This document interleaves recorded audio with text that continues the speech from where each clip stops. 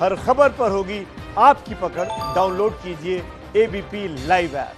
तो ऐसा हो नहीं सकता है कि आपको केरल के कोझिकोड में जो कल रात बड़ा हादसा हुआ उसके बारे में जानकारी ना हो और इन केस नहीं है। और अभी अभी आपने एबीपी न्यूज ट्यून इन किया है तो मैं आपको बता देना चाहती हूं कि कल केरल में लगातार बारिश हो रही थी। कोझिकोड एयरपोर्ट एक टेबल टॉप एयरपोर्ट है, यानी खतरनाक एयरपोर्ट्स में से एक है। वहां पर एयर इंडिया का जो प्लेन है वो दुबई से उड़ा था भारत वंदे भारत मिशन के तहत, और उसे कोझिकोड में लैंड करना था। वो लैंड कर भी चुका था, लेकिन उसके बाद वो ओवरशूट कर गया, यानी रनवे को क्रॉस करते हुए खाई में जा गिरा। 2 टुकड़े हो गए विमान के। विमान हादसे में 18 लोगों की मौत हो गई, 170 लोगों को लेकिन बचा लिया गया। सरकारी आंकड़ों के मुताबिक हादसे में, फिर बता दूं, अब तक 18 लोगों की मौत हो चुकी है। पायलट और को पायलट की भी मौत हो गई है, क्योंकि विमान का कॉकपिट वाला जो हिस्सा है वो बुरी तरीके से प्रभावित हुआ, क्षतिग्रस्त हो गया। विमान के 7 क्रू मेंबर्स के साथ कुल 191 लोग उस विमान में सवार थे और इनमें से 170 लोगों को बचा लिया गया है। शुक्र इस बात का है कि विमान फिसलने के बाद 3 टुकड़ों में बट गया, लेकिन आग नहीं लगी। आग अगर लग जाती तो बहुत खतरनाक हादसा हो सकता था। आप अंदाजा भी नहीं लगा सकते हैं कि वहां विमान में बैठे लोगों का के साथ क्या हुआ होता। एयर इंडिया का ये विमान AIX 1344 दुबई से कोझिकोड के लिए, यानी केरल के कालीकट के लिए निकला था। शाम 7:45 बजे विमान को लैंड करना था। उस वक्त कालीकट में बहुत बारिश हो रही थी, विजिबिलिटी 2000 के आसपास थी। पायलट ने ATC से लैंडिंग की इजाजत मांगी और इसके बाद विमान ने जैसे ही रनवे को टच डाउन किया, वो फिसलकर रनवे से नीचे 35 फीट गड्ढे, जो खाई है, उसमें जा गिरा और 3 हिस्सों में बंट गया। अब तक जानकारी ये मिल रही थी कि 2 हिस्सों में वो हो गया, लेकिन अब खबर ये है कि 3 हिस्सों में विमान पाया गया है। अब आपको हम 2 तस्वीरें ये दिखाते हैं समझाने के लिए कि विमान हादसा कितना भयानक था। देखिए, पहली तस्वीर जो है वो कल रात के हादसे की है, हादसे के बाद की। इनफैक्ट वहां लगातार बारिश हो रही थी, लेकिन रेस्क्यू ऑपरेशन ने स्पीड पकड़ ली थी। तेजी से फायर फाइटर्स वहां पर अपना काम निभा रहे थे। मेडिकल स्टाफ वहां मौके पर मौजूद था। अस्पताल जो कोझिकोड के हैं वो जाने माने अस्पताल है और इसीलिए ज्यादा परेशानी घायलों को नहीं हुई। हमारे साथ मेघना गिरीश जुड़ चुकी है, जो कैप्टन दीपक वसंत साठे की पारिवारिक मित्र हैं। मेघना गिरीश के पति विंग कमांडर गिरीश की वो पत्नी है, जो एयरफोर्स में कैप्टन दीपक के साथ थे। मेघना, आपका बहुत बहुत स्वागत है। लेकिन ऐसे वक्त पर हम आपसे बातचीत कर रहे हैं जब वाकई पूरा देश ये जो कल दुर्घटना हुई है उसका दुख झेल रहा है। बट मेघना, कहा यह जा रहा है कि पायलट की सूझबूझ है जिसकी वजह से 170 लोगों की जान बची है, वरना हम सोच भी नहीं सकते क्या हो सकता था। सही कह रहे हैं, क्योंकि दीपक साठे को हम तब से जानते हैं जब वो यंग ऑफिसर थे। उन्होंने गिरीश के साथ, मेरे हस्बैंड विंग कमांडर गिरीश के साथ फ्लाइंग इंस्ट्रक्टर स्कूल का कोर्स किया था और वो बाद में टेस्ट पायलट भी थे मेरे भाई के साथ। एंड वो बहुत ही experienced and very highly rated professional pilot थे, इंडियन एयरफोर्स के भी और फिर सिविल एविएशन में भी। आई एम श्योर कि दीपक ने जो भी किया होगा, everything he would have done, उन्होंने सब कुछ किया होगा जाने बचाने के लिए। And it's a very heartbreaking time for us to lose someone whom we respected and knew, and at the same time मुझे लगता है कि जो भी मतलब लॉस हुए हैं पैसेंजर्स के लिए, हमारे our heart go out to all families। हम जानते हैं कि लॉस का मतलब क्या होता है, बट इस वक्त हमारा सारा मन जो है उनकी पत्नी सुषमा और उनके बेटों के साथ जुड़ा हुआ है। आप सही कह रही हैं मेघना जी, क्योंकि कैप्टन ने क्या फैसला लिया होगा, किस हालात से वो उस वक्त गुजर रहे होंगे, वो वही जानते हैं। और आखिर में जो ATC के साथ उनकी बातचीत हुई होगी, वो जब तक सामने नहीं आएगी कोई अंदाजा नहीं लगा सकता है। लेकिन चूंकि जैसा आप बता रही हैं, आपके भाई, आपके हस्बैंड, आपके बाकी फ्रेंड्स, मतलब पायलट्स जो हैं वो अक्सर इन चीजों के बारे में बात करते होंगे, खासकर खराब वेदर और ये टेबल टॉप एयरपोर्ट्स के बारे में, जहां लैंडिंग करना कितना खतरनाक होता है। और and not everybody can fly planes in those areas in terrain. Yes, but you see, Deepak Sathe was a very highly experienced professional. He was a test pilot himself. वो खुद एक टेस्ट पायलट रह चुके हैं, तो उन्होंने पूरी सूझबूझ के साथ अपना he must have done his best, right? So I mean, I think a lot of lives बची भी होंगी उस कारण। नहीं तो जैसे आप कह रहे थे, अगर इंजन ऑफ नहीं की जाती और आग लग जाती, तो आप सोच सकते हैं कि कितना और बड़ा ट्रेजेडी हो जाता। मेघना जी, आप वसंत साठे को आज कैसे याद करेंगी? एक पायलट के तौर पर तो पूरा देश उनको जानता है, पर वो किस तरह की शख्सियत थी?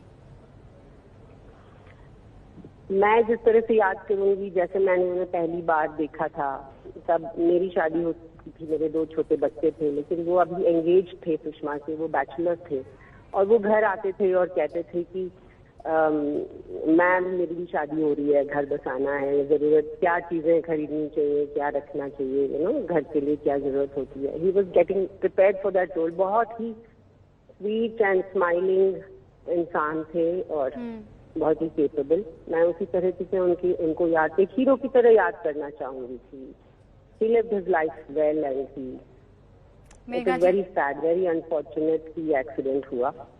But at the same time मैं सभी को अपने कंडोलेंसेज ऑफर करती हूँ जिन्होंने अपने परिवार वालों को खोया है। हम जानते हैं, मेरा बेटा खुद मेजर अक्षय गिरीश शहीद हुआ था नगरोटा में टेररिस्ट के साथ लड़ते हुए। तो कुछ लॉसेज ऐसी होती हैं जो हमारे कंट्रोल के बाहर होती हैं, तो कोई चॉइस नहीं होता एक्सेप्ट करने के अलावा। एब्सोल्युटली मेघना जी, बहुत बहुत शुक्रिया हमसे बातचीत करने के लिए। और मेघना गिरीश अभी 2 हीरोज के बारे में बात कर रही थी, एक वसंत साठे और खुद उनके बेटे जो एक टेररिस्ट अटैक में शहीद हो गए थे। बहुत बहुत शुक्रिया मेघना जी हमारे साथ जुड़ने के लिए। ये 2 तस्वीरें हैं। मैं फिर कह रही हूं आपको, कैप्टन की सूझबूझ ने 170 लोगों की जान बचा दी।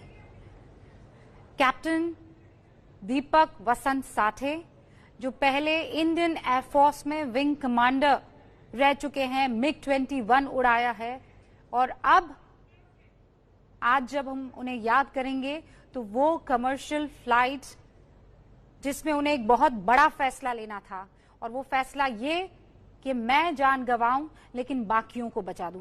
एयर मार्शल नितिन वैद्य इस वक्त आपको स्क्रीन पर नजर आ रहे हैं। कैप्टन SS पनेसर इस वक्त आपको स्क्रीन पर नजर आ रहे हैं, एक्स डायरेक्टर हैं flight safety and training Indian airlines के। सर, आप दोनों का बहुत बहुत स्वागत है। और पिंकी राजपूत मेरी सहयोगी इस वक्त आपको दिखाई दे रही हैं।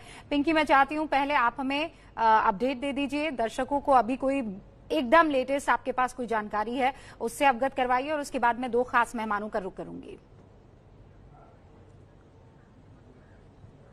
रूबी का यहाँ पर सबसे बड़ा जो सवाल है वो DGCA पर अभी उठने लगा है, क्योंकि जिस तरह से जो सेफ्टी एडवाइजरी कमेटी के मेंबर रह चुके हैं रिटायर्ड कैप्टन मोहन रंगनाथ, उन्होंने साफ तौर पर ये कहा है कि 2011 में जब उन्होंने कैलिकट एयरपोर्ट को विजिट किया था तो कई खामियां जो है वो रनवे 10 को लेकर गिनवाई थी, और बाकायदा एक लेटर जो है वो DGCA को लिखा भी था, जिसमें बताया गया था कि वेट वेदर जब होता है, यानी जब भारी बारिश होती है, तो रनवे जो है वो बिल्कुल भी सेफ नहीं है। ये बात है 9 साल पुरानी। तो आखिर 9 साल के बाद भी जो है इन तमाम नॉर्म्स को आखिर क्यों फॉलो नहीं किया गया? ये तमाम जो गाइडलाइंस होती है, खासतौर पर अगर टेबल टॉप एयरपोर्ट्स की अगर बात करें तो बाकायदा उसकी गाइडलाइंस होती है जिसको फॉलो करना होता है। तो ये कहीं ना कहीं ये खुलासा सामने आने के बाद जाहिर सी बात है कि सवाल जो है वो अब एयरपोर्ट अथॉरिटीज पर भी उठेंगे कि आखिर जब अगर रिस्क था इस एयरपोर्ट पे तो आखिर क्यों लैंड होने दिया। ये तमाम सवाल जो है वो जरूर उठेंगे, क्योंकि ये नया खुलासा जो है वो इस एविएशन एक्सपर्ट के द्वारा किया गया, जो खुद उन्होंने कैलिकट एयरपोर्ट को जो है विजिट किया था और बाकायदा सेफ्टी एडवाइजरी कमेटी के मेंबर भी रह चुके। इसके अलावा अगर अपडेट दूं तो अब तक जो है 19 लोगों की मौत हो गई है, वहीं 24 लोग अभी भी ऐसे हैं जो गंभीर अवस्था में घायल बताए जा रहे हैं, जिनका इलाज लगातार मल्लापुरम और कोलिकोड के अस्पतालों में चल रहा है। पूरी तरह से जो फर्स्ट प्रायोरिटी है वो यही है कि घायलों को जो है जल्द से जल्द ठीक किया जाए, मेडिकल सुविधाएं जो है वो दी जाए, और इसके अलावा एयरपोर्ट जो है वो बंद कर दिया गया है, और तमाम जो फ्लाइट थी जो कि कोलिकोड एयरपोर्ट पर लैंड करनी थी, उन सभी फ्लाइट्स को जो है कन्नूर डाइवर्ट कर दिया गया। ओके पिंकी, बहुत बहुत शुक्रिया जानकारी के लिए। लेकिन एक जो महत्वपूर्ण बात आपने कही है कैप्टन पनेसर, आपने सुना, मेरी सहयोगी ये कह रही थी कि अब ये सवाल उठने लगे हैं कि वहां पर हमेशा स्टैंडर्ड ऑपरेशन प्रोसीजर्स का निर्वाह किया जाना चाहिए और बैड वेदर, खराब मौसम में किसी भी कीमत पर ऑपरेशन नहीं होना चाहिए। ये आज सुबह मेरे साथ एक एविएशन एक्सपर्ट जुड़े थे, उन्होंने भी कहा था। आप क्या कहेंगे सर? देखिए, पहले तो इस दुर्घटना के बारे में हम सबको बहुत शौक है जैसे हुआ है जी। और सवाल तो उठेंगे डीजीसी के ऊपर। इनके इतना फ्लाइट इंस्पेक्शन डिपार्टमेंट है जहां काफी पायलट इन्होंने रखे हुए हैं और उनका काम बनता है कि जब वो इंस्पेक्शन करते हैं, पायलट की चेक करते हैं, रूट की चेकिंग करें, एयरपोर्ट की चेकिंग करें, क्या वहां पे रनवे ठीक है, वहां पे पानी लॉगिंग तो नहीं, वाटर लॉगिंग तो नहीं होती, क्या होता है, ये उनका काम है। लेकिन वो करते हैं या नहीं। मैं 2.5 साल डीजीसी में रहा था, हमारा ये काम था पायलट्स का भी चेक करना, एयरपोर्ट्स का भी चेक करना, रनवे का भी चेक करना, एटीसी, सारी चीजें देख के हम रिपोर्ट देते थे फाइनल। अब ये तो डीजीसी पे सवाल उठे भी ये क्या कर रहे थे, इन्होंने रनवे इंस्पेक्शन करी है कि नहीं।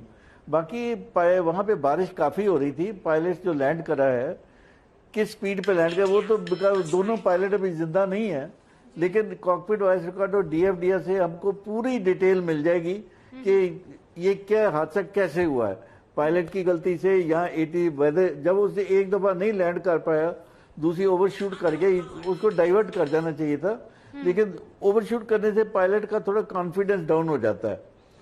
लेकिन शाम का बारिश इतनी होती है, वाटर लॉगिंग से वो रनवे टचडाउन कर, उसे रनवे स्किड करके आगे गिर गया। रनवे तो काफी 9000 फुट का रनवे है, लेकिन उसकी अप्रोच वगैरह देखनी पड़ेगी। पायलट सारी रिपोर्ट जो हमारे सीवीआर और डीएफडीआर खुलने के बाद नहीं हूं, लेकिन जो बातें सामने आ रही है बिल्कुल सही कह रहे हैं कि वो टचडाउन कहाँ किया, कौन से पॉइंट पर किया, फिर कितना एरिया बाद में मिला, और हो सकता है कि वो कम पड़ गया हो क्योंकि आधा हिस्सा जो है वो प्लेन जब टचडाउन कर रहा होगा तब पीछे छूट गया होगा। एयर मार्शल नितिन वैद्य भी हमारे साथ जुड़े हुए हैं। सर, विथ योर परमिशन मैं 1 मिनट का बस ये ब्रेक ले रही हूं और उसके बाद आपका रुख करूंगी।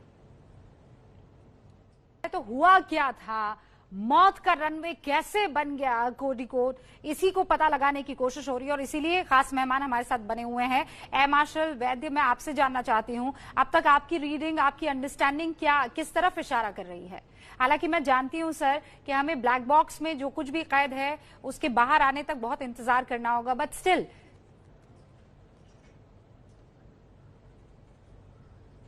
रूबिका जी, जब कैप्टन साठे ने डिसीजन लिया था ओवरशूट का और दोबारा एक अप्रोच करने का, तो मुझे लगता है कि वो डिसीजन बड़ा सोच के किया होगा और उनको काफ़ी कॉन्फिडेंस होगा कि मैं सेकंड अप्रोच में लैंड कर पाऊंगा। अगर आप कोझिकोड का रनवे देखेंगे तो उसकी लंबाई 9000 फीट से ज़्यादा है और किसी वजह से अगर टचडाउन थोड़ा आगे भी चला गया तो you still have a very long length of the runway available. और आपको पता है कि बोइंग 737-800 सीरीज हो या 900 सीरीज हो, दोनों जहाज की कैपेबिलिटी बहुत अच्छी है और शॉर्ट डिस्टेंस में भी वो स्टॉप कर सकते हैं। तो एग्जैक्टली ये क्या हुआ और क्यों हुआ, ये मैं स्पेकुलेट नहीं करना चाहता हूँ, ना कि इसलिए कि कैप्टन साठे मेरे बहुत अच्छे दोस्त थे और एक बहुत अच्छे प्रोफेशनल थे, लेकिन जब तक आपको पूरी बात आपके सामने ना हो, आपको पता नहीं है एग्जैक्टली क्या हुआ है, तो स्पेकुलेट करना इस वक्त ठीक नहीं होगा। नहीं सर, और मैं इस बात का पूरा सम्मान करती हूँ, लेकिन आपने एक बात बताई है, मार्शल वैद्य के कैप्टन साठे आपके बहुत अच्छे दोस्त थे। मैं सच में चाहती हूँ कि वो शख्स जिसको आज पूरा देश सलाम कर रहा है, सर 170 जान बचाना ये बहुत बड़ी बात है, और वो भी ये जानते हुए कि पूरा का पूरा खतरा हमें लेना है। कॉकपिट पूरी तरीके से तहस नहस हो गया। आज आप कैसे याद करेंगे कैप्टन साठे को?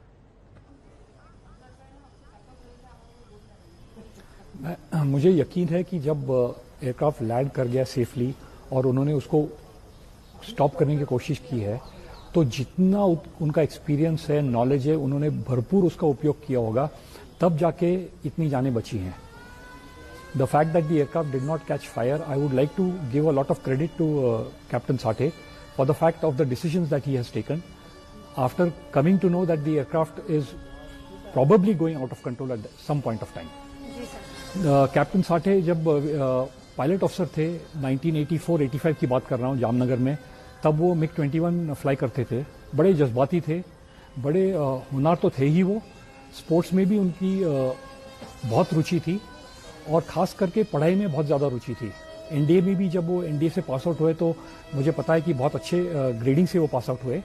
तो उनको ये इच्छा थी कि मैं एयरफोर्स में बहुत अच्छा पायलट बनूं और खास करके टेस्ट पायलट बनूं, जिससे मुझे इंडियन एयरफोर्स के इन्वेंट्री में जितने एरोप्लेन्स हैं सब फ्लाई करने का एक मौका मिले।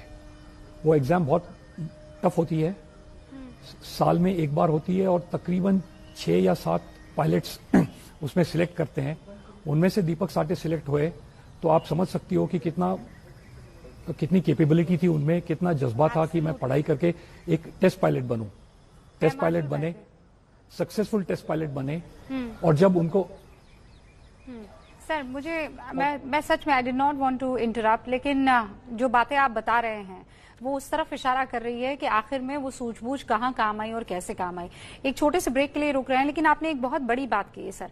आपने कहा कि ओवरशूट कर गया, ये बहुत सोच समझ के लिया गया फैसला कि फिर वापस उड़ के वापस आया जाएगा। मैं थोड़ा उसे और डिटेल में समझना चाहूंगी। और कोझिकोड में जिस एयरपोर्ट पर विमान हादसा हुआ वहां 18 लोगों की जान चली गई है। डीजीसीए की तरफ से पिछले साल शो कॉज नोटिस जारी किया गया था। नोटिस में यह कहा गया था कि रनवे के दोनों तरफ रबर लगाए जाने की जरूरत है और तरफ रबर जरूरत से ज्यादा जमा है। आप समझ रहे हैं, रनवे के पास पानी जमा होने की बात भी कही गई थी, रनवे पर दरार को लेकर भी चेताया गया था। ये इस वक्त की बड़ी खबर है। विमान हादसे के बाद ये चिट्ठी सामने आई है जिसमें जितनी भी वहां पर खामियां थी वो पहले ही उजागर कर दी गई थी, लेकिन किसी ने इस पर ध्यान नहीं दिया और इनफैक्ट ये शो कॉज नोटिस था। पिंकी राजपूत मेरी सहयोगी मेरे साथ जुड़ी हुई है। पिंकी, ये तो सबसे बड़ी वजह मानी जाएगी। अगर ये चीजें पहले ठीक और दुरुस्त कर दी गई होती तो आज मैं, आप और यहां पर हमारे साथ जो बाकी मेहमान बैठे हैं वो इस एक्सीडेंट पर चर्चा नहीं कर रहे होते। बिल्कुल ठीक कहा रूबिका आपने, और जैसे कि हम पहले बता रहे थे कि एक ऐसा ही नोटिस जो है वो 2011 में कैप्टन मोहन रंगना जो कि रिटायर्ड है उन्होंने भी दिया था जब वो खुद वहां विजिट करने के लिए पहुंचे थे। ये एक बहुत बड़ा सवाल जो है एयरपोर्ट अथॉरिटीज पर फिलहाल उठ रहा है कि डिस्पाइट ऑफ 2011 का जो नोटिस था और साथ ही पिछले साल का जो नोटिस था उसके बावजूद किस तरह से ये जो है एक बड़ा लैप्स जो है वो एयरपोर्ट अथॉरिटी की ओर से देखा गया। सीधे तौर पर तमाम जो इसमें जो नॉर्म्स है वो यही दिए गए हैं कि वाटर स्टैग्नेशन एक बहुत बड़ी समस्या हो सकती है बैड वेदर में, लेकिन बावजूद इसके किसी ने भी इस पर ध्यान नहीं दिया और एक बड़ा हादसा जो है वो होते होते टल सकता था अगर इस शो कॉज नोटिस पर अगर ध्यान दिया होता और इसी तरह से तमाम नॉर्म्स का अगर पालन किया होता। जी रूबिका। पिंकी हमारे साथ बनी रहिएगा, हमारे साथ बाकायदा मेहमान बाकी जुड़े हुए हैं, उनसे भी बातचीत करना जरूरी है। कोझिकोड के जिस एयरपोर्ट पर यह विमान हादसा हुआ है वहां पर बहुत सारी खामियां थी और इसका जिक्र पहले भी हुआ था। सर, मैं आपसे जानना चाहूंगी कि ये जितनी भी खामियां हैं, पनेसर साहब मैं आपसे बात कर रही हूं, ये जितनी भी खामियां थी इनको दुरुस्त किया जा सकता था, लेकिन ये तो बहुत इजी लिया गया और तभी ये शो कॉज नोटिस।